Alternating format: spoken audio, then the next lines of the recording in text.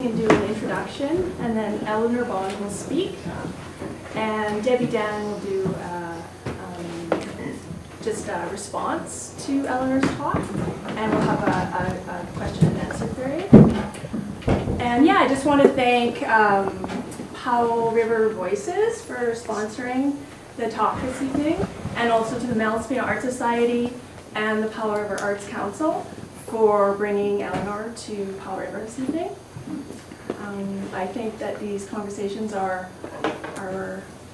really good for us to have, to not only think about what art and artists can do in society and how just to engage social change, but also how our communities can support art and artists. Thanks.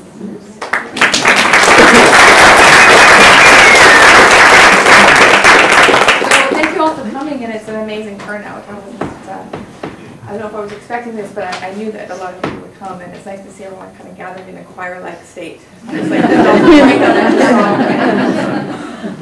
So I was really happy to be asked to introduce the evening and sort of kind of with Debbie contextualize it a little bit locally.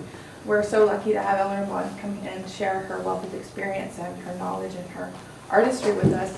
So what I wanted to do is just to kind of engage a little bit on that level of how art and artists can be agents of social change. And when I mean art and artists, I also mean all of us as art and artists. I come from a background mostly of film and video. My desire has always been to tell my stories, but also to engage other people to tell theirs. And when I moved back here 3 years ago, I wasn't expecting to be so welcome and to be so engaged, I guess, with so many possibilities.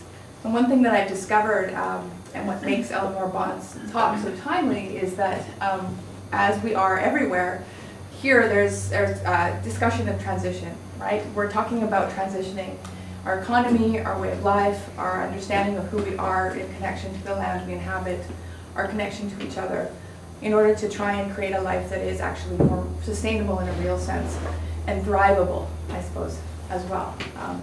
To sort of think about how we can reimagine, as what Eleanor speaks about, who we are in the context of where we live here, and our relationship to the planet as a whole.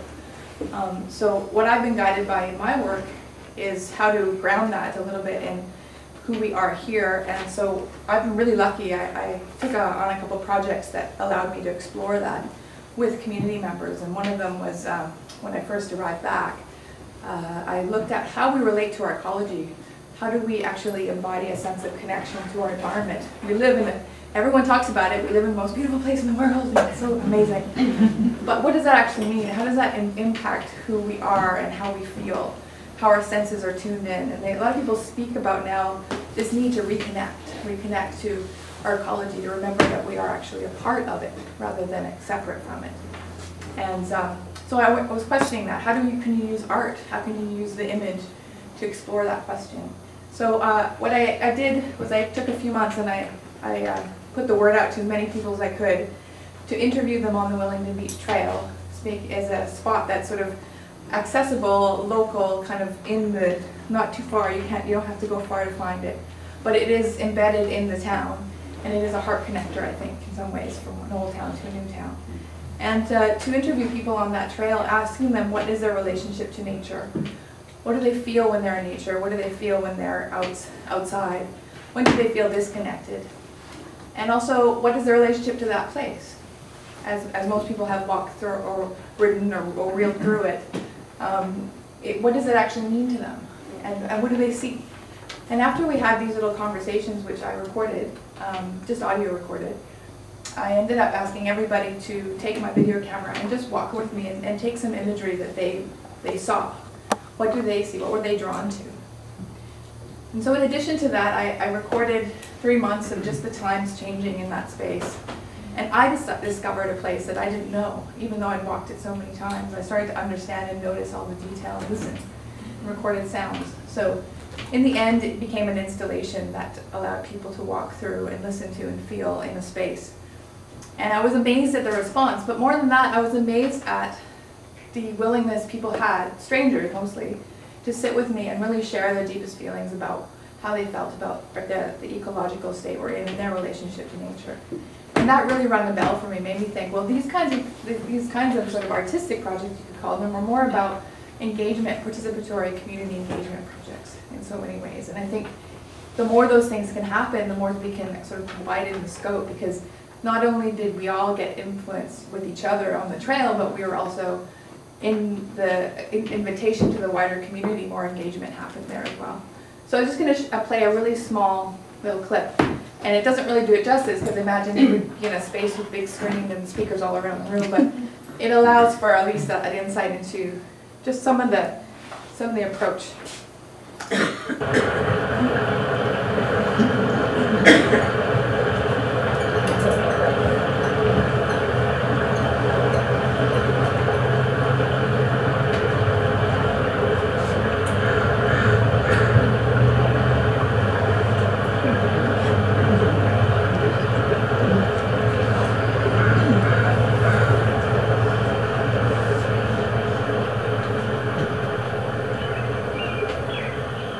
I happened to see just a little green bud come up.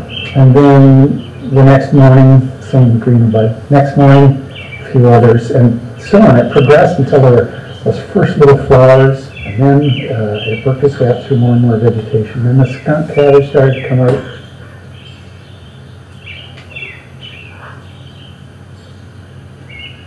I watched on those daily walks past that trail right up until the skunk cabbage were 6 feet high. Amazing.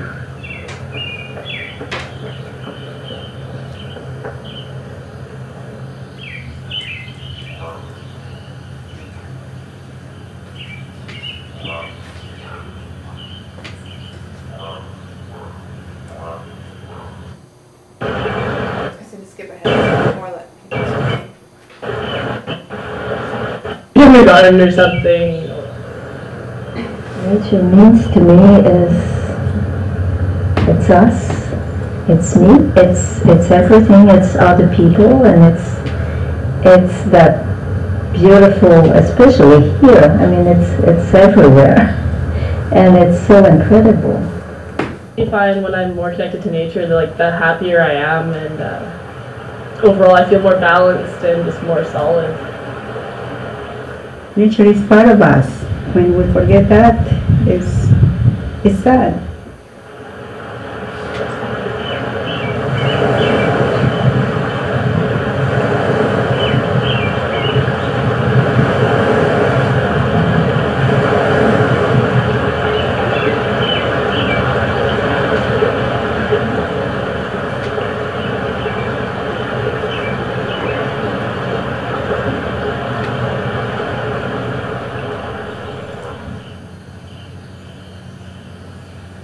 My grandmother she was born 1910.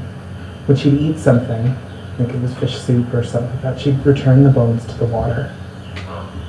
And she would say a prayer. She'd thank the animal or fish for giving its life so that it could eat.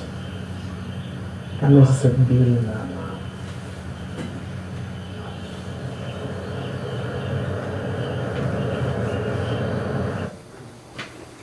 So that was just a little tiny piece.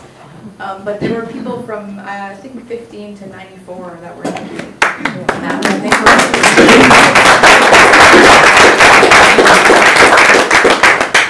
And it was just such a great way to even reconnect myself to the people that lived here, and then remember where it was that I was from.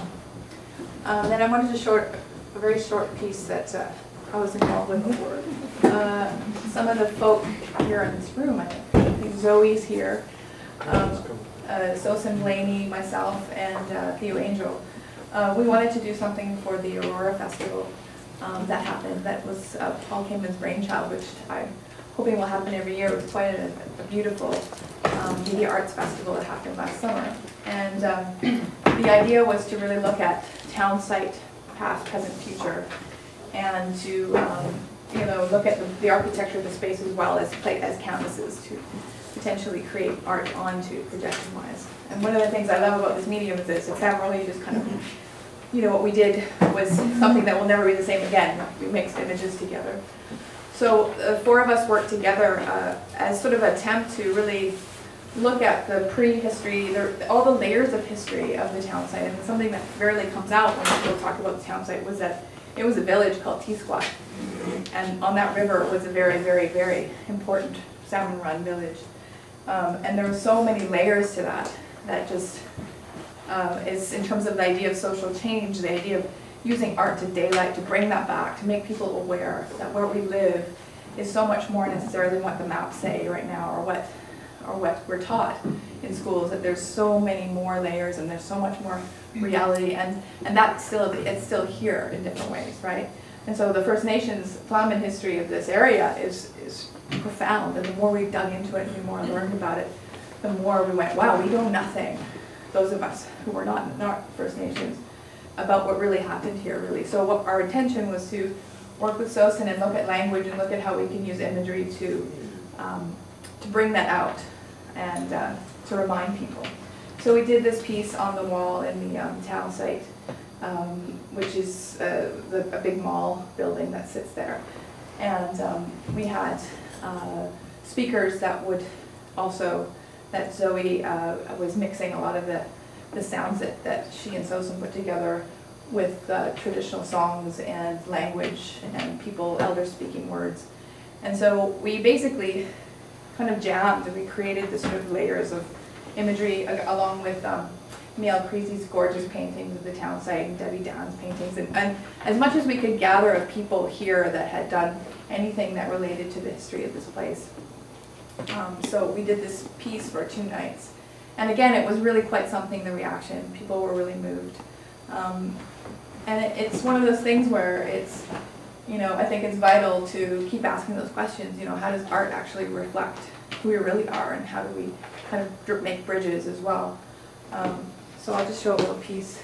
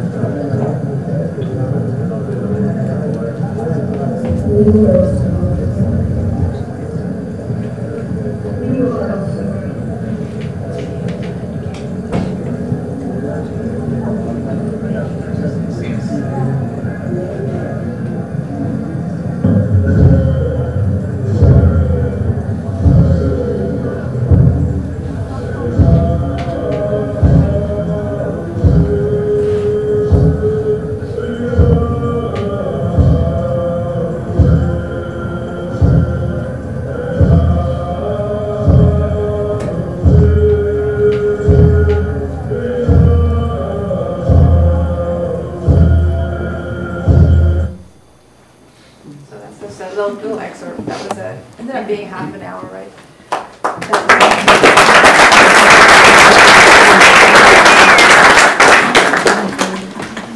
That's my other piece of art.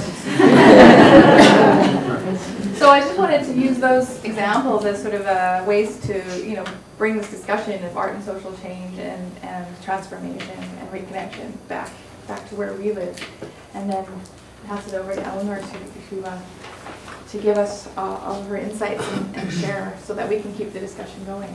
I'm going to pull up her images. So thank you for being here.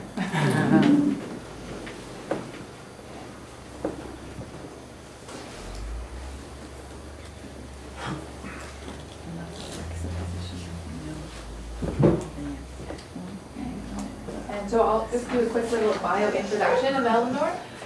I don't know how much you've read online, but I'll just do a little overview of somebody who's really got a wealth of knowledge and experience. An artist known for her large-scale painted image of urban, architectonic, and post-industrial spaces. In her early series of her works, Eleanor Bond used speculative fiction to present contemporary anxieties of economic and social transition through projections of the future, which sounds familiar to what we're going through. The paintings converting the Powell River Mill to a recreation and retirement center was her first image based on the actual site. In 1995, she was invited to research and produce work on the city of Rotterdam, with subsequent projects in Salzburg, Windsor, Detroit, Vancouver, and other cities. Her work, considered both utopic and dystopic, has been presented in group exhibitions such as Better Worlds, Future Cities, Brave New Worlds, and the international project Shrinking Cities, which opened in Berlin in 2005. Bond first exhibited internationally in the 1987 Sao Paulo Biennale. She has since participated in numerous international biennales with solo exhibitions at the Museum of Contemporary Art in Sao Paulo, with Center for Contemporary Art in Rotterdam, the Clock Tower in New York, and the Museum of Contemporary Art in Montreal, amongst others. A longtime member and supporter of the Winnipeg Artists Developed Institution, Plug ICA, and MAWA, she now divides her time between Winnipeg and Montreal, where she is Associate Professor of Painting and Drawing at Concordia. Welcome to Eleanor. Thank you all for being here. I'm kind of overwhelmed. I'd particularly like to thank Megan for inviting me. It's actually an honor to be here, and it's actually pretty exciting for me to be here because was quite a formative site in my career, as I'll speak about a bit later. If at any time you can't hear me, please wave or let me know. Okay. I'm on sabbatical at the moment, so I've just been in my studio mumbling to myself in my painting. So I haven't been projecting just very much. Come forward, we don't bite. Just move a little forward. In any case, in discussion with Megan about what I might address tonight, there were a number of possibilities, and so what I eventually did in organizing my presentation was try to bring a few images to each maybe section that I would have. So I'm afraid there isn't this flowing narrative from the beginning until the end, but there are hopefully some kind of sequences that can help to, or that I can interrupt with what I'm trying to speak about. As Claudia said, I'm a Winnipeg artist. I was born and raised and educated in Winnipeg, and I think my work is very much from the context that both that I live in, but also within the art community that I'm part of. Winnipeg is a relatively small city and not a fabulously wealthy city. There's a very, it's a socialist government. We like to think of it as a socialist government. There's a great deal of support for the arts as well. Manitoba has the second highest rate of funding for artists after Quebec in the country, and I think that has had an enormous impact on the work that is produced and the artists who are able to continue to live and work there. I know at one time my friend Shawnee said they pay us to stay in Manitoba. And in fact they do. Because prior to 1970, I believe 72, when the Manitoba Arts Council was developed, most of the very ambitious artists left Winnipeg and went to Toronto or even New York because there was very little opportunity for them there. So I'm going to speak a bit about some of the developments, other than funding for artists and institutions, that have made it possible for people at all levels of their career to stay in Winnipeg and to feel both engaged and to feel that they are part of a larger art community that is not just a local one. I'm sorry, it was 30 below the other day when I took some of these images. It was too cold to get out of my car. So you're looking through my window with snowflakes, but I thought it might help sort of also talk about what Winnipeg offers. That is long, cold winters and a lot of great space for studios. So I think you'll also see that in some of the work. And it also gives you you kind of have to have a sense of humor to stay in Winnipeg. Okay, the organization has been the most, the organization that has been the most important in my life is Plug-in ICA, which is an artist-run gallery and center. It was started by artists in 1971, concurrent with Western Front in Vancouver and A-Space in Toronto.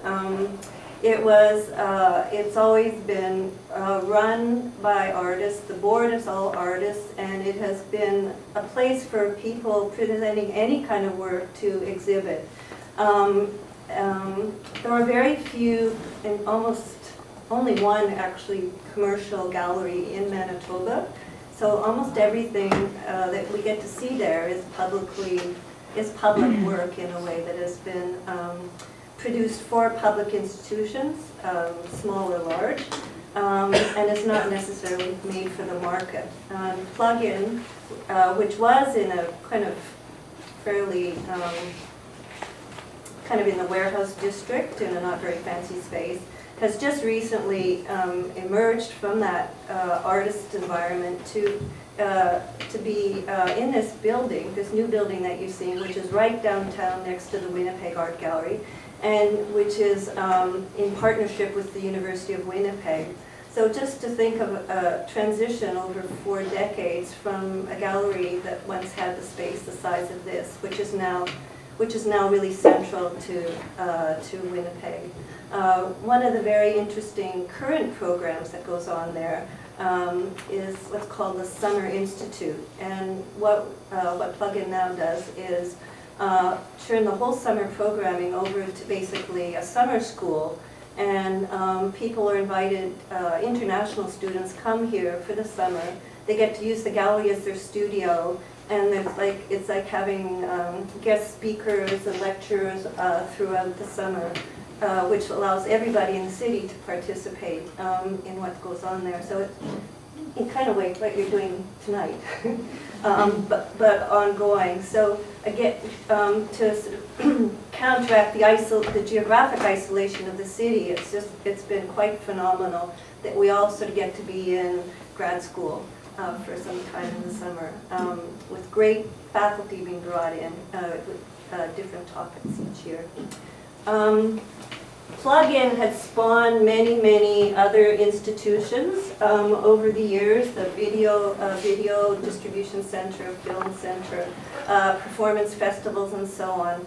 And I'm really sorry, if you zoom, if you can see right in the middle of the image here, is one of, I think, the best offspring of Plug-in, and that is MAWA, or Manitoba Artists for Women in Art. It was started by 2 artists on the Plug-in board back in the 80s, recognizing that young women artists were not having, they had no female full-time faculty at the art school at the university. And that they sort of didn't have the mentorship that one would hope for them to have. So it started as a mentoring program, which has now actually been copied by groups in other cities, where every year several professional artists with experience are selected. And they choose from applicants, they choose 2 mentees to work with over the year in kind of an apprenticeship program. And it's been one of the most successful things to come out of Winnipeg over the last several decades. MAWA also does mentoring by mail. They have a residency, so people can come and stay and do workshops while they're there.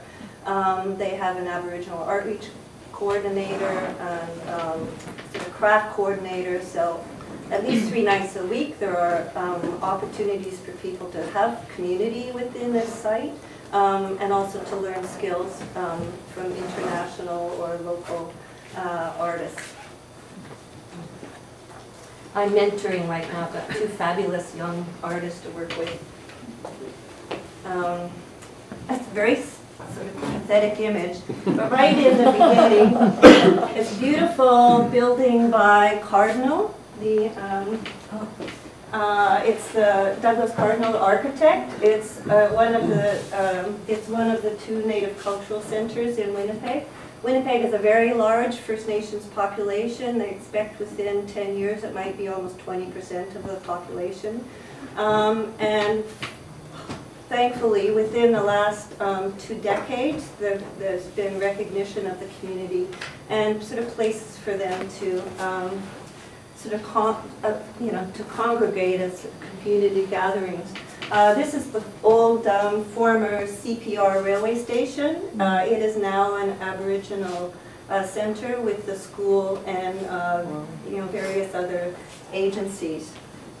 What's quite especially exciting now is was the development of a gallery that's specifically dedicated to First Nations and to artists called Urban Shaman, and they not only show and promote local artists, but they're also showing international artists as well. This is a current exhibition by Jason Berg. They have also been doing a number of public programs where they are working with young Aboriginal artists and making billboards outside in various urban locations, and as well as presenting other artists. This is work by Casey Adams, who's a Ojibwe artist who actually was involved in the development of Urban Shaman. This is part of her series called Cyborg Hybrids. I wonder if it's better without the lights. I don't know. Can people see the images okay? Or better? Okay, good. This is another installation she had recently at the Winnipeg Art Gallery called Birch Forest, where she created all of these birch trees out of ceramic, and had lights within, and each of these small areas was it's like birch bark lighting, which is a sort of local cultural tradition, and she had some elderly women in a reserve near Winnipeg do this sort of lighting to be inserted. Oops, sorry. This is work by a Métis artist, David Hammond. There's also a large Métis presence in Manitoba, and this work obviously was homage to Louis Riel and the Métis history. This is also, oops, should disappear.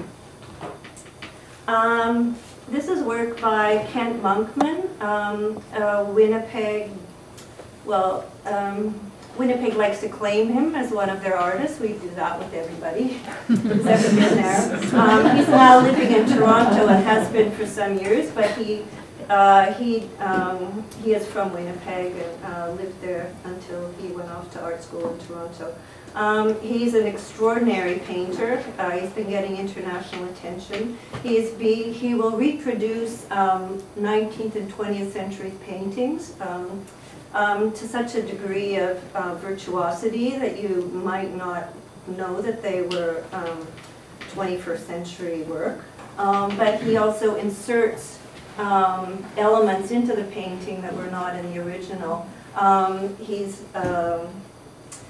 wants to sort of rewrite that kind of colonial recording, both in terms of the way history transpired and the sort of kind of heroic colonials as opposed to the indigenous people. But he is also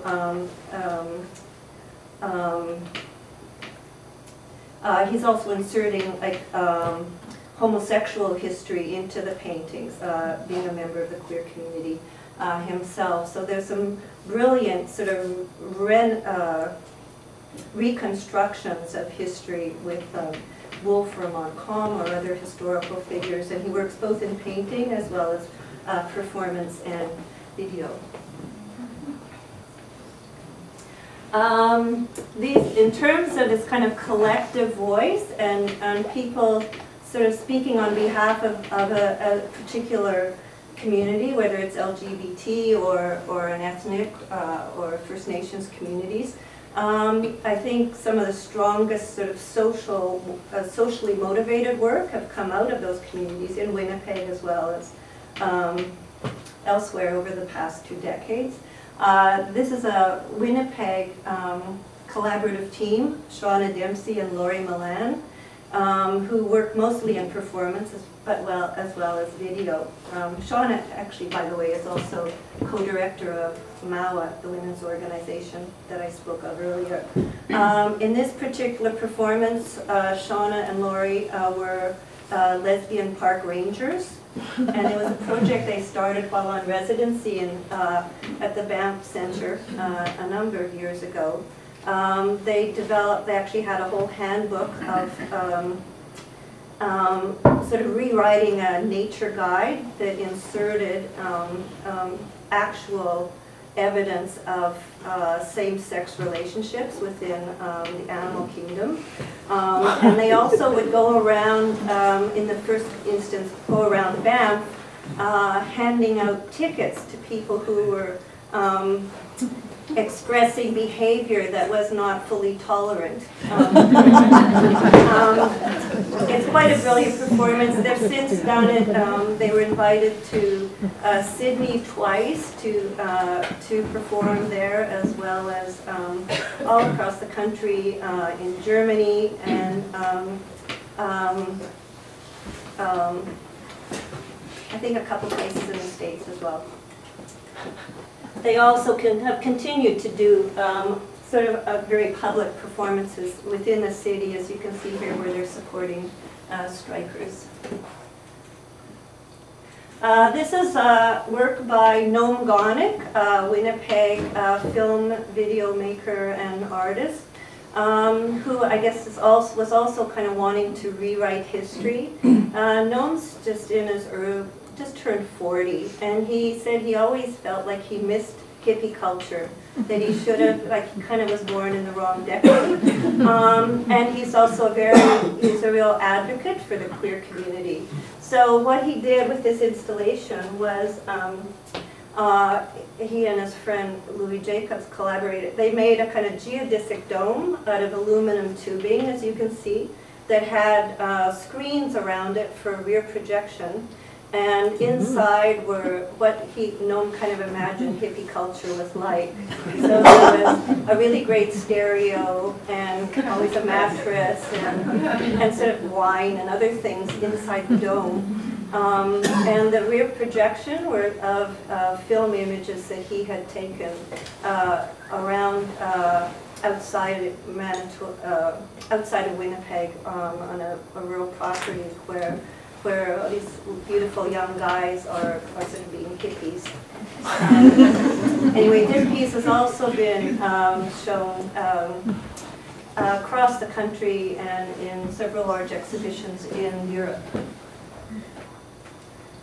I'm jumping now out of Winnipeg because I wanted to talk as well about a kind of art that comes outside of the gallery presentation into the city, a kind of relational aesthetics, as they might call it now, where the art become actually one is not just a viewer, one is actually a participant in a piece, and enabling something other than a visual reading, also a literary one. These two works are by Thomas Hirschhorn, who's a Swiss artist, and these are just a few examples of structures that he has built that are actually that would sit out in a square. I mean, to be honest, they're often associated with very large international exhibitions. But they would be constructed with cardboard and tape to sort of keep them weatherproof. And they become sites for, they become libraries, or they become kind of salons or community centers or drop-in centers. There's often always a lot of reading materials so that people can sit in these art pieces and read.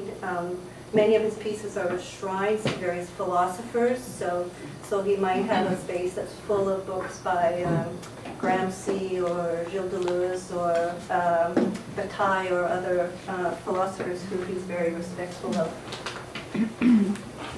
This is another work actually in the same regard by, again, by Shauna and Laurie, who saw the Park Rangers a minute ago. This is a piece called Scent Bar that they first did in Winnipeg and has since traveled the country. And one can go, it's an installation, you can go and be interviewed by Shauna about your personality and your likes and dislikes. And then, and filling out like a personality test. And then Laurie would mix up a scent that was particularly geared for your personality and give it to you. It's quite a fantastic thing. Okay, this is work. I actually didn't know about this artist until much after her time, but I think she's very, I just wanted to insert her here because I think the kind of work she was doing has had relevance for many other artists, such as Shauna and Laurie. And this is Merle Laderman Ukeles, who's an American artist who did most of her work in New York in the mid-70s. She wanted to do what she would call maintenance art. She was a feminist, she had kids, she worked, you know, she said, I do cleaning and cooking and I look after kids. And maintenance, if you want to call that maintenance, that's also art. And she wanted to sort of talk about maintenance art in a very public way. And she also wanted to talk about the ecology of the city and sort of what happens in terms of maintenance. So for one thing she did would go around like washing streets or washing the floors of an art gallery. She was also became sort of almost known as the queen of garbage because she felt people would just, people had no conception of what happened to their garbage. And in terms of the sanitation workers, that there was sort of almost no respect for them as people doing an important job. So she set out this, she started doing these very public performances. She was very media savvy. And she ended up, she wanted to present the sanitation workers in a light so that one would not only think of them and their role in society, keeping the city clean and habitable, but also in terms of what happened to their garbage. So she was one of the, very important in highlighting what would happen to New York garbage if it went off to the landfill or if it went off in barges to another location. And it was also really important to her that people sort of reconsider it. So she would meet, she shook hands with thousands of sanitation workers. She wanted to shake hands with every sanitation worker in the city. And she had, for instance, she had mirrors put on the side of garbage trucks so that people could see themselves reflected on all the stuff that was being taken away. Just here, I just love this image. Anyway, so she was one, I think, very important person. Again, in terms of work that actually addresses particular local issues, another performance by Shauna and Laurie in Winnipeg called Grocery Store. There's an area in Winnipeg where a lot of the artist studios are similar to Gastown, I guess, in Vancouver. An area that's being turned into condos. The city's really promoting live, work, play in this area, but there have been no amenities. There's no laundromat, there was no grocery store. This performance was done just over 10 years ago. So Shauna and Laurie and another friend created a grocery store. They took over part of a gallery in this district, and they rented freezers, and they just set up shop. And every day for a month, people could go to this location and buy their groceries. And they were doing fabulous, like great groceries, because all the things you would really want to have down the street from your studio, or from your live-in studio, or from your office. And it was a hugely successful business, which somebody could have just taken over, but in the end, they didn't want to keep running it, and it was shut down. But it certainly highlighted the issues of the city promoting one thing, but not being able to create a different kind of support for it. And just one last piece, another image of Shauna in a sort of clean up the city campaign that she did in video form. And finally, Shauna and Laurie, in more recent projects, they created a local army called the Consideration Liberation Army. And their mandate was to make people more considerate, to make them better citizens, to go around and sort of, as they were doing with the Rangers, to sort of congratulate people if they saw them doing something that they saw as being a good citizen, or to kind of criticize them if they saw they were being disrespectful or inconsiderate. It was both, and there was a huge crowd, like they had a whole carefully selected army of mostly artists of some kind. Another sort of development that's been hugely positive in Winnipeg is Art City. I think about 15 years ago, there were a number of artists living in an area close to downtown, and an area that had a high rate of poverty, and a lot of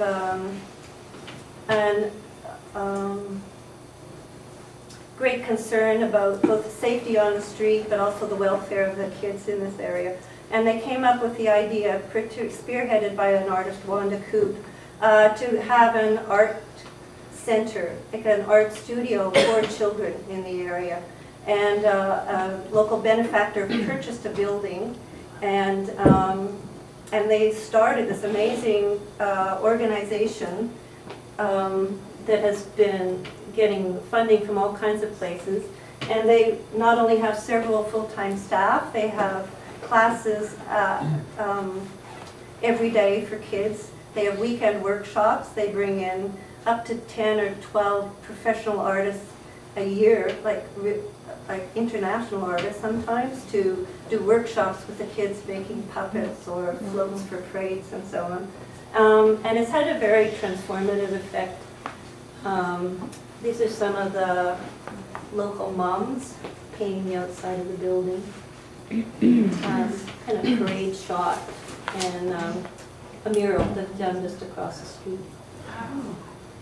Anyway, it's been pretty fantastic. Skipping again to international artists is Joop van Lieshout, who actually works with a whole studio, Atelier van Lieshout, who has been, I think, one of the most interesting artists to come out of Holland in the last few decades. He was primarily a sculptor, but he's also really, one could say now he's doing more of social sculpture.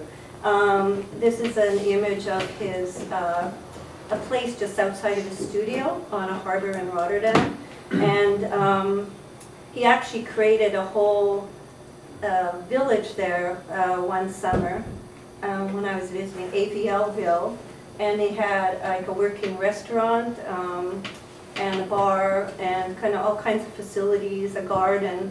So it's kind of like a little miniature utopian space. He's also quite famous for making a floating abortion clinic for a group of artists in Ireland, and as well as certain other larger projects. This is a public sculpture that he did for the city of Rotterdam called Cascade. Rotterdam has the biggest oil refinery in, I believe, in Europe, so, which is actually not just down the river from his studio. So this cascading piece, which is based on a Baroque sculpture, was very appropriate for the city. Oil barrels. Another piece that he did in Spain about territory and the conquerors. And this is a large sort of piece that he did, which is based on internal organs, and which he has set up in various locations to function as a soup kitchen.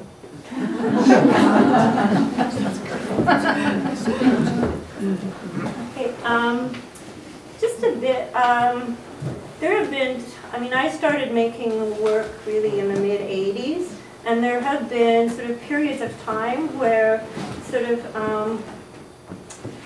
work sort of about sort of social or environmental or political issues has seemed to be, you know, current and sort of acceptable, and other times when it seemed that the art world, I guess, has sort of wanted things to be more cool or sort of less sort of engaged or less sort of irksome. And certainly the 90s seemed to be an era when people, even who were making socially directed work, maybe sort of lost hope in its impact, but also, you know, who were they speaking to in some centers. I was really excited. I was in London in 2007. And when I went, this is an image in the foyer of the Tate Gallery in London, and it was a fantastic grouping of exhibitions. This first is, it was work by a British protester named Brian Dawes. He had spent 5 years outside of Westminster on the street, on the meridian between the streets, with these protest signs. And I guess the number of signs he would bring every day grew over the years. And I guess it was Blair's government in 2007. Anyway, they passed a bylaw that you couldn't protest within a kilometer, or I guess it would have been a mile of Westminster. And it happened that the Tate Gallery is exactly 1 mile from Westminster. So the Tate invited him to bring all his banners over and to install them down this very long hallway that's central to the building. And it was fantastic because you could actually spend time with them and read them, and some of them were very sort of intricate collages with a lot of information on them, things that you would never see if you were driving past them on the street. At the same time, they had an exhibition by Jake and Dino's Chapman, which was a 3-dimensional replica of Goya's Disasters of War, and they also had a Hogarth exhibition. So it was like suddenly, that's just a bad poster shot to remind me, but suddenly there was this kind of very active presence within a major institution in England. Again, in 2010, I was in New York. It was just at the time of Occupy, and I also sensed something very different in the galleries in New York at the time, including this exhibition. This by Sister Carita Kent, who's a Catholic nun who was very active in the protests against the Vietnam War and working with the Berrigan brothers and others. And it was the most extraordinary, optimistic, and non-ironic group of work that I'd seen in such a long time in a gallery. This is an image of her, with some of her works. She taught classes for many years in the California area and eventually went to the East Coast. This is a work, as I said, these various voices or various identities find expression, and some are more overt than others. This is a huge, long painting that I saw in New York around a little prior, actually, to the Kent work, in a very big, by a Chinese Tibetan artist, depicting sort of traditional Chinese, sort of the merging of traditional Tibetan culture with Chinese culture. So it's hard to see, but in the background there's actually some factories and other sort of smoke discharging elements. We can see where those areas are dark. So it's quite a moving and amazing painting, but also an extraordinary, very sort of Western and contemporary figurative painting style used to talk about something on the other side of the world, which has its own strong traditions. Oops. Okay. We're going too long anyway, I'm sorry. This is the first image that was up on the screen with the horse's head sticking out of the river. That was a section from a film by a Winnipeg filmmaker, Guy Madden. An extraordinary film, it's just in terms of thinking about how one can sort of speak in a very complex, almost novelistic way about one city, both the sort of the subconscious psyche, which was represented by the early image, and also this image, which is a little hard to read, but he sort of imagined that the First Nations of Winnipeg were all enforced in a way, or in this fictional speculative way, ended up living on the rooftops of downtown Winnipeg buildings. So it was it was one of the most political moments in this film, but it was one of the strongest. And just a brief image. Guy has been very influential. He and his family had a summer cottage up on Lake Winnipeg, and he's been very influential in helping to establish the Gimli Film Festival, which shows movies on the beach, which is pretty fantastic. Oh yeah, there's that over there. This is the Powell River painting. My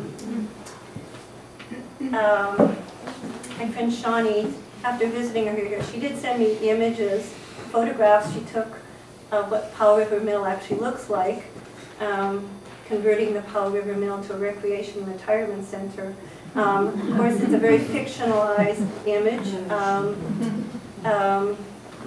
despite having photographic sources.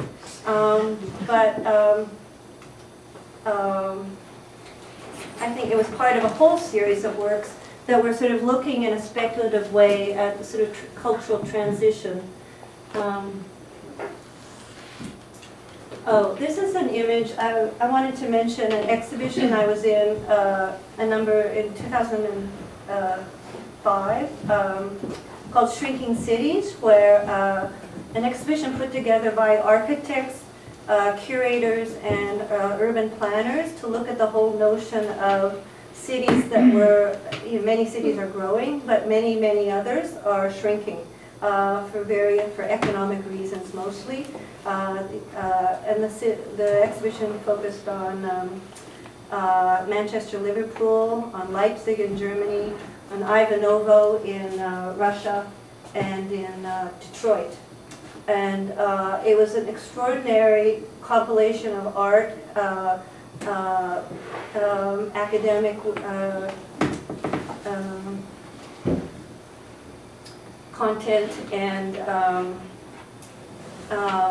things around music, and how, in fact, these cities, if there was any sense that these cities were going to be kind of regenerated, that it would be through the arts, and that's what, in fact, was happening in all those cities. And cities like Leipzig, for example, and as well as happened in Detroit, where there was a very active pursuit of where artists were being subsidized to move to these cities, or anyway, as a way of bringing sort of activity as well as rental income and cafe culture and so on back into these post-industrial sites. This is an image that I did following a lengthy time I spent in Windsor and Detroit, and it was kind of my response to the city of Detroit, as it's sometimes called the necropolis, because the downtown, it's enormous downtown, one of the most beautiful cities in North America, was at one time almost sort of devoid of habitation and evacuated. Things are changing. Anyway, I inserted this purple structure. It's called elevated living in a community-built neighborhood, to sort of represent sort of the desire to bring life and to sort of regenerate that the potential of that city and that architecture. Oh, by the way, this is the again the Powell River painting, a little out of sequence. I mean, I must thank Powell River, really, because that painting sort of made my career. It was first made for an exhibition in a small gallery in Saskatoon, then traveled across Canada. I ended up going to an international biennial in Sao Paulo, where it was seen by 500,000 people. Went on to numerous shows in Europe and New York and so on. So it sort of, it really traveled in days. Anyway, gives you some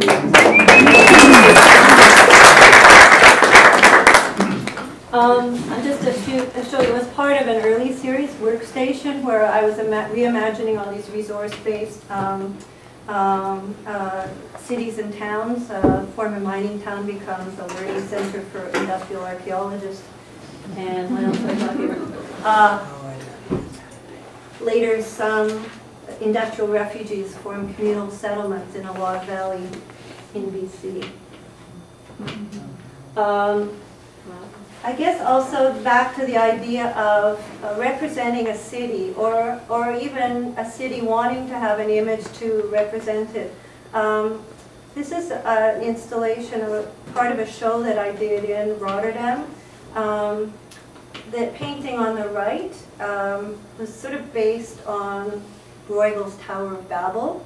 And that particular painting is in Rotterdam in the museum, and it's also become almost the icon or the iconic representation of Rotterdam, a city that was bombed during the war and that is continually in a state of rebuilding and transition. And then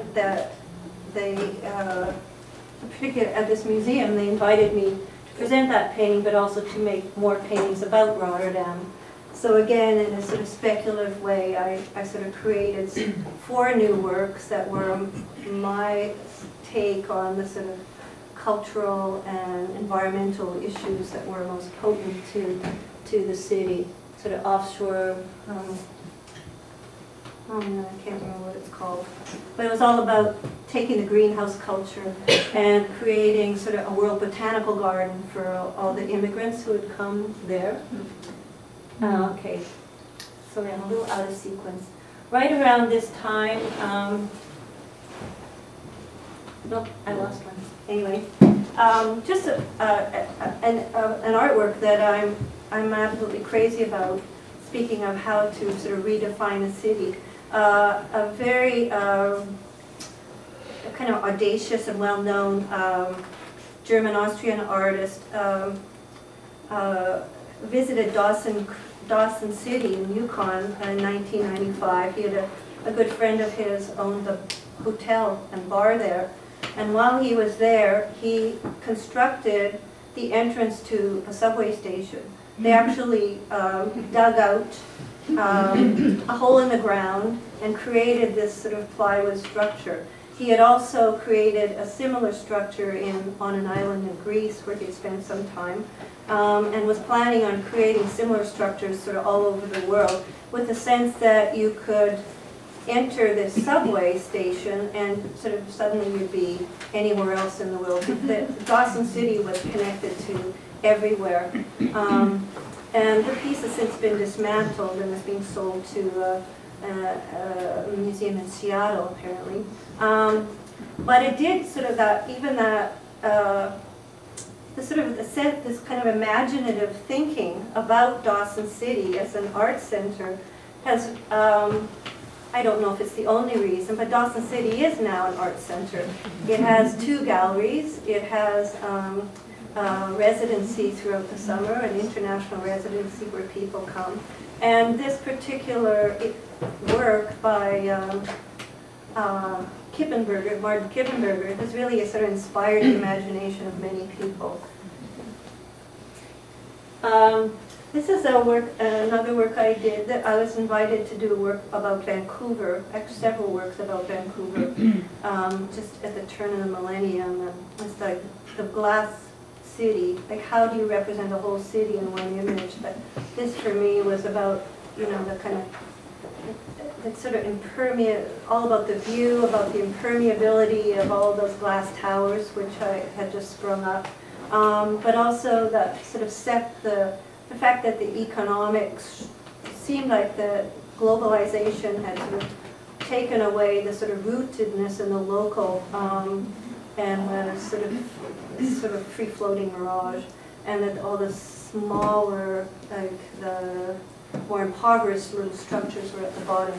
Kind of hard to see maybe in the image, but it was really about that great the lack of equality. Again, an installation of more recent work. I haven't been painting large-scale representational images for some time, mainly in this more discrete size.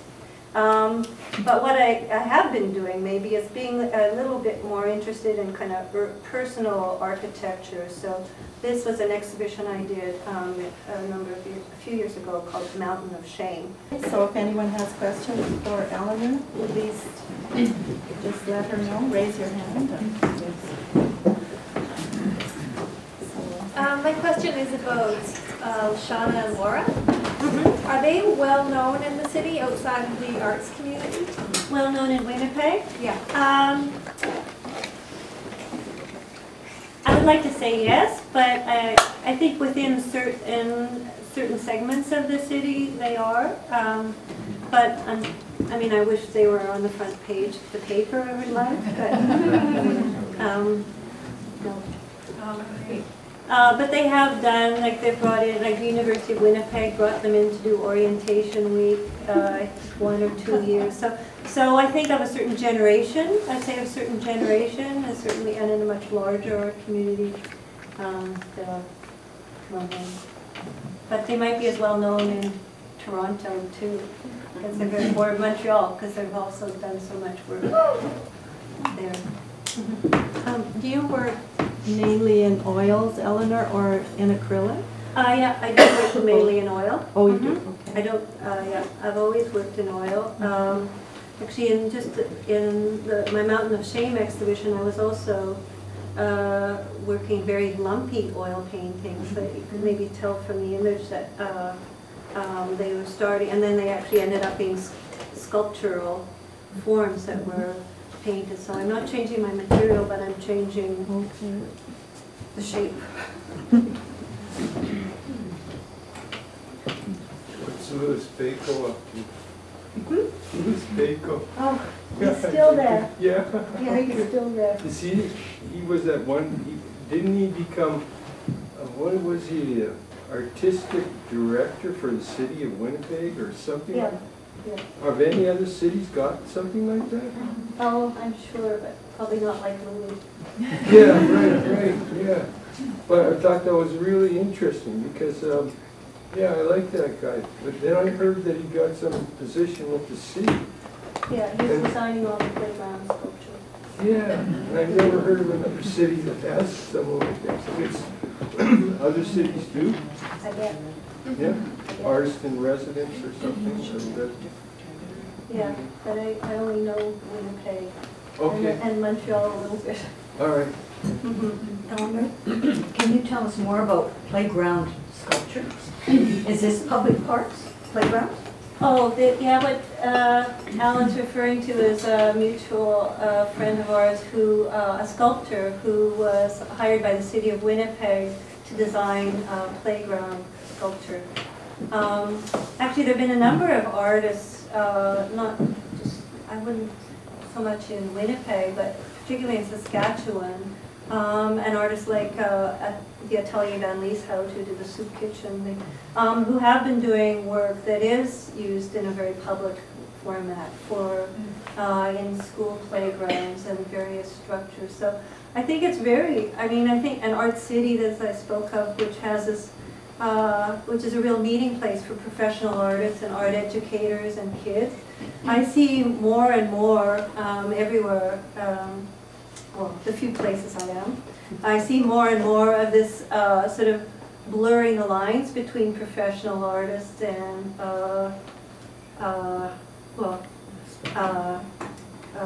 teachers or aspiring artists, like and I see a lot more collaborative and collective practices where it's not just a sole artist making a work, but it's teams like Shauna and Laurie or Atelier Van Lieshout. I know even at Concordia, many of us include collaborative practice in our basic curriculum. So we teach, you learn to paint on your own, but you also learn to do projects with other people as a way of sort of expanding the possibilities of where you could go. So I think it's very interesting times. No, I saw a really interesting picture the other day. It was a huge screen of sunrise in Beijing, and I'm really interested in art as a way of social change. And what really struck me was it reminded me of a movie called Soylent Green in the 70s or something. But Powell River has this incredible air and cleanliness about it, and I don't think that we have a strong enough sense of that. Of the potential of this city in terms of being a model city and just the gift that we have here. And it'd be interesting to do some art to reflect on that. Sometimes it's interesting. One of the grad students I work with now, they're looking for exhibitions. They're also looking for residencies. And there's an extraordinary field of possibility. There, some of the recent grads are going to residencies, not government-sponsored ones, but ones that have been set up by local communities. They've been in Norway, Finland. One of them was just in Dubai for 2 months working in a residency. Dawson City, there are several in Manitoba that people are looking to go to other places and to be both to have a place to work, but also to kind of insert themselves to see something different and maybe to respond to it in a way. And I think Powell River's got a fantastic, it's an amazing, that's why I made a painting. I think it's pretty amazing. As a location, as sort of industrial site, as a community that's already in place here, and sometimes just the opportunity for the kind of thinking or response to work that can be seen both from local people and from outside can sort of start changing things. And one reason I wanted to talk about plug-in and what it was at the beginning is that just started, they didn't even have salary for the first year. They just a couple of artists ran it for a year, and then there was one person, and then there was 1.5 staff persons, and then now there's 6, and it's in a downtown location. So things grow, and I think sites like Dawson City or possibly Powell River can become those kind of recognized as a place for cultural activity, and then once that recognition happens, then it can also continue to develop as more things becomes a magnet. Right. I think people are really looking for that kind of experience. I think we all knew before Richard Florida started talking about the creative class and the positive draw of city. Winnipeg, you know, like, in fact, it was the cultural capital of Canada in 2010 because of a very astute woman who runs the Winnipeg Arts Council. But I think, you know, the city and the province have certainly recognized that if they want to attract people to Winnipeg or Manitoba, culture is the cultural wealth there is their main drawing point. You didn't talk much about, well, I guess this isn't a place for making a living as an artist. And my daughter meows, you know, doing that thing. She's trying to, making a living is really critical to her. She just loves to paint. But at the same time, you know, she talked about when she tries to get her work into a gallery, the percentage they take is a big bite. And plug-in seems to be kind of the way to go, like an artist cooperative, so that at least some more of the income can filter down to the artists. Are you, like, is that your preference? Like more like a cooperative gallery for artists? Well, it has been my preference. I mean, I have always exhibited in publicly funded spaces, in artist-run centers or museums, and I very intentionally stayed out of the market system. But I could do that because I lived in Winnipeg. You know, studios and housing are very affordable. There was funding, you know, a very generous level of funding. I don't think I could have made the same decision if I lived, couldn't have made the same decision if I lived in Toronto or Vancouver or other centers. It's a question. I mean, I have this question with my grad students all the time. Many of them would sort of prefer to have the autonomy of making work that would be shown in museums or public places and to have funding. But they have debts to pay. They have student debt to pay. And so more and more they're gearing themselves towards work that will work in a commercial gallery. And hopefully that they can do both. Hopefully they can still make work that they feel is an honest expression of the things they're interested in, but that they can also find somebody who wants to support that work. Yeah, what I'm saying is that rather than artists waiting for a gallery to come along or you know, create a show for them, maybe it's up to artists to create their own space amongst themselves, so that they can, you know, they can have that, you know, more exposure. Yeah, yeah, and that happens everywhere.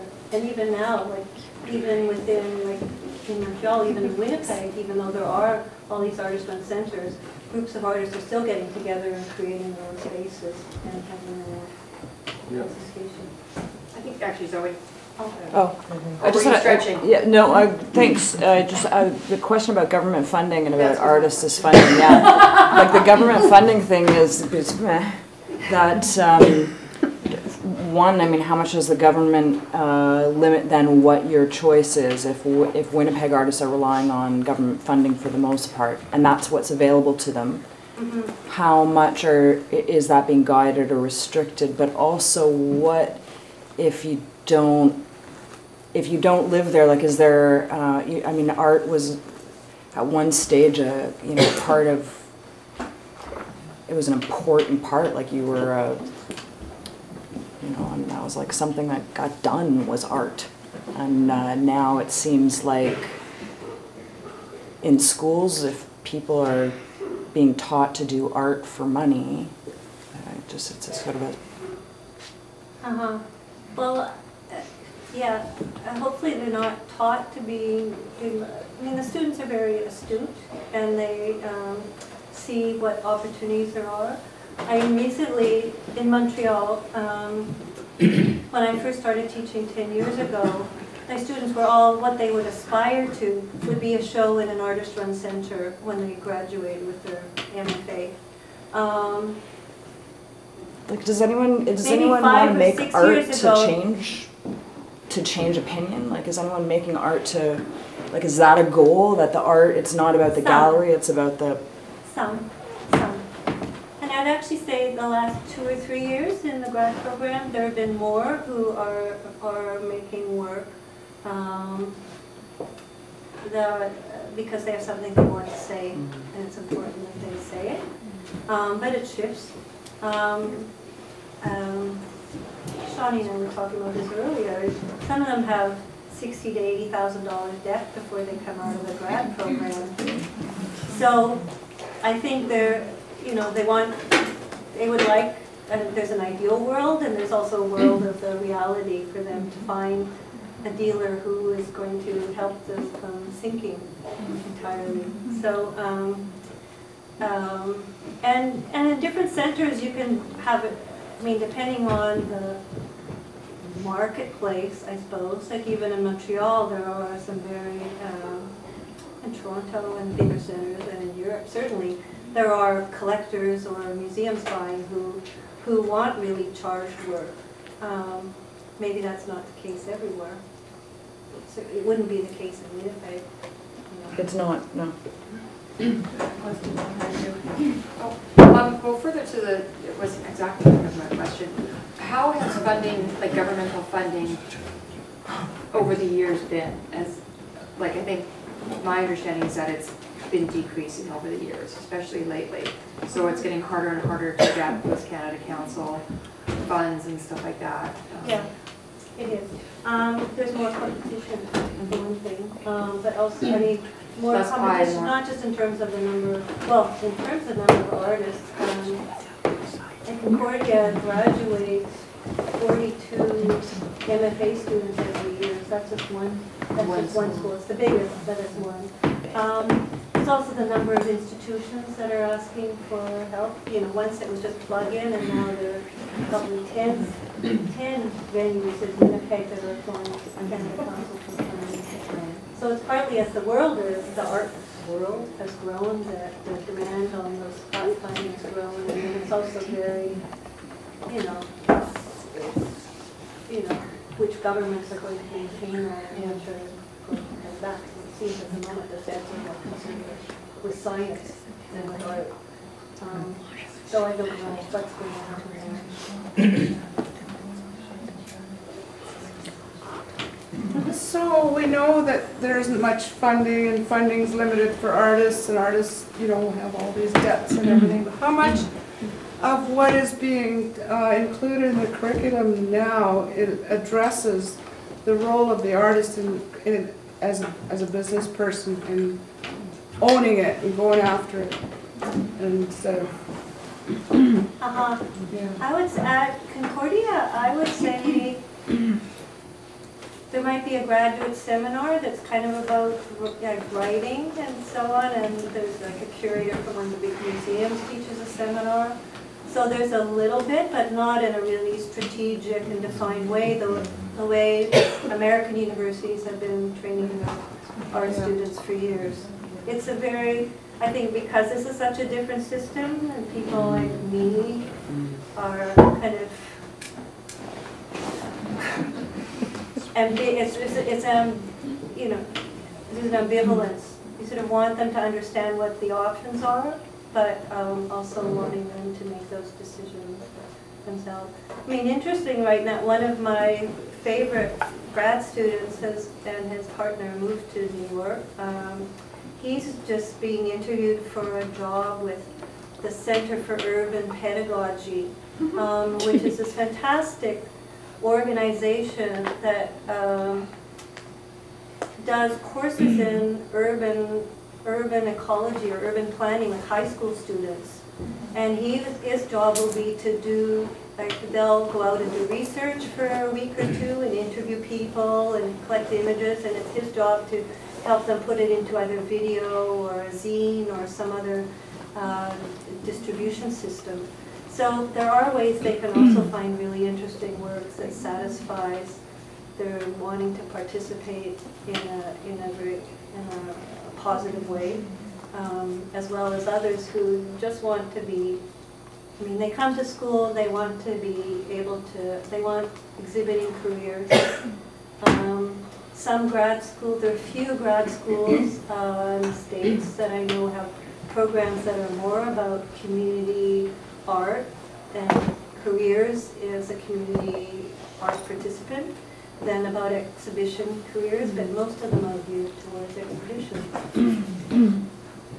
I'm just dying to know because his art really reminds me of yours, but did Matt Shane study under you? Yeah. Oh, okay. Yeah, he's the one I mentioned was just in Dubai. Okay, yeah. Yeah. Oh, that's neat. Yeah. And interesting, and he and his friend Jim Hollyoak, I mean, they've done work about sort of endangered species and environment, and they were in a work in Den Haag. They had work in Den Haag in Holland, and I think they're doing another project this coming summer in either Norway or Finland. So, but they're very much on that kind of residency. They've been working funding together forever, yeah. Yeah, I just wonder how the Manitoba government has resisted the sort of, well, the hostility to spending on the fine arts, because there's a lot of that now that, you know, well, what do we need a library for, you know, that kind of thing out there. And people want to pay for it, then they should just do it out of their own pocket, and there shouldn't be. So I don't know if you've sort of thought through that, or how does Manitoba, they must get pressure. They do get pressure. There's some weird thing out there because they haven't paid for that, you know, that happens. That happens from time to time. It does happen from time to time, and but I think as well as funding individual artists and art galleries and centers, they also fund a lot of public art, and because it's an NDP government, that's partly their. I mean, not only they fund public art in terms of putting art into the, like sculptures into a park or something, but they're also more community-based art. Like Art City, for instance, is a big favorite of the government funders, as well as other more local, small-town organizations. So they do sort of balance and fund it all. And I don't know if there's been anything really provocative in Winnipeg in recent years. I can probably answer that a little bit. Manitoba right now is doing very well economically. And so when any government does well, they can fund more. I think that's something that we need to keep in mind. It's very much, you have to keep that in proportion. I mean, if there is no government funds, then they can't fund. But right now Manitoba is doing very well economically. Yeah. A lot of industry-based actually. And so they have a lot of money in their coffers and they can spend it. And you're lucky that you have an NDP government that then chooses where to spend it. But they have to have something in order to spend before they can spend it. Yeah, yeah. There's also a very strong arts council. I think the Manitoba Arts Council is a very strong organization and has been very adept at keeping an arm's length, but also sort of maybe promoting what they do in a positive way before somebody comes in and criticizes what they might do. I think they're very proactive that way. I just had a thought, and that is if as a culture, maybe more European in outlook, if we were to invest money in art, we create wealth in our country, and people would have paintings and they realize it's worth a certain amount and it would be an asset. So painters would go out and create bunches of money for, not specifically, it's just an idea. Well, I must tell you, because I live in an older part of Montreal where there isn't any yard, where you just walk down where the house is 10 feet from the sidewalk. Every house in my neighborhood is full of, like all the walls are full of paintings. when you look at the windows at night. It's extraordinary to be in a city that not only has a lot of funding for the artists, but where everybody participates and where it's part of their life to be surrounded by work. I guess we have circle antiques, and they're very valuable. I'd like to see a landscape artist follow the Northern Gateway pipeline. Day by day. Do a painting of sort of before and after the landscape. It'd be a nice project. I think there's video makers up there. They're doing that? Yeah. I did, yeah. I was just wondering when you were talking about the residencies that are, like, you were thinking about your grad students and Powell River, for example, and residencies that are not government funded. And I was just wondering if you could help ignite our imaginations by telling us how those come about and who funds them. And in connection with that question, I was curious, the women, you said you are mentoring two artists right now through that center. Is that volunteer or is that supported through funding somehow? No, I actually get paid to mentor. So maybe if you could talk about how that happens and how the residencies that are government funded happen.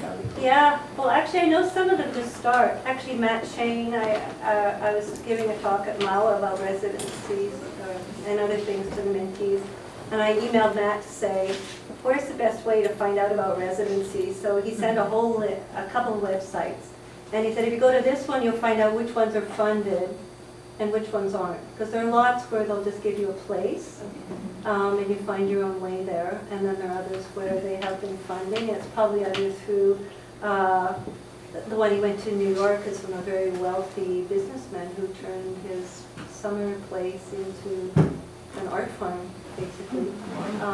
So some of them, more in the States, I think, are funded by individuals. One of my grad students started one in Mexico at her parents' condo. So she goes down once a year, and it's also available other months of the year for people to go. So I think there's a whole range. I imagine the one in Dawson City is funded by the Yukon government. But again, they're all different levels, and some people are happy to have just a place to go, and not to have to pay for, or not. You do pay for them though, right? Like you do pay rent when you go to a residency. Yeah. I think I was at a lot of, or yeah. I guess Sometimes, and sometimes they pay you. Yeah. And Yeah, sometimes they pay. pay you different parts of stuff. This would be a great place for a residency. Absolutely. When I first moved here, it had kind of a great village feel. There's so much activity going on. In Chilliwack, their Academy of Music is like one of these Vancouver antique houses. It's like just very small. Here they have a whole school, right? Yeah. Well, the turnout is astounding. Like if Plug-in had this many people at a talk, we would have. Well, Eleanor, I'm impressed by what you're saying about Winnipeg. But the drift I'm getting is that the government, it's a lot has to do with the attitude of the present government. So, what if you aren't under those circumstances? Do you have to, in other words, do you have to wait for the government to change hands? Or is there something, do you think there's something proactive that artists can do to change the existing government's mind? Like to convince them that this is a good thing, rather than wait for the government to change. Yeah. Well, there is lots of data about cultural workers and how much they contribute to the economy. And it's really, you'll be surprised when you read what the economic benefits of having artists and art tourists and yeah, you have to convince somebody, Yeah. Well, I think in all of, like in Manitoba, I don't think the government decided on its own that, oh, we'll have a Manitoba Arts Council. It was lobbying on the part of artists. Yeah. It sounds like the artists are very strategic in terms of how they do art and how it connects with the public. I just wanted to encourage people about residencies that it doesn't have to be something big and formal. My friend in Vancouver just advertised a hammock at their house for an artist to come for a month and have this hammock, and you can sleep in it and work in it. And it's been going every year for about 10 years now. And so inspired by that, I advertised for a writer in residence last summer, and just through the program that I was in, people applied, and so you can just do it out of your house. Yeah. Yeah.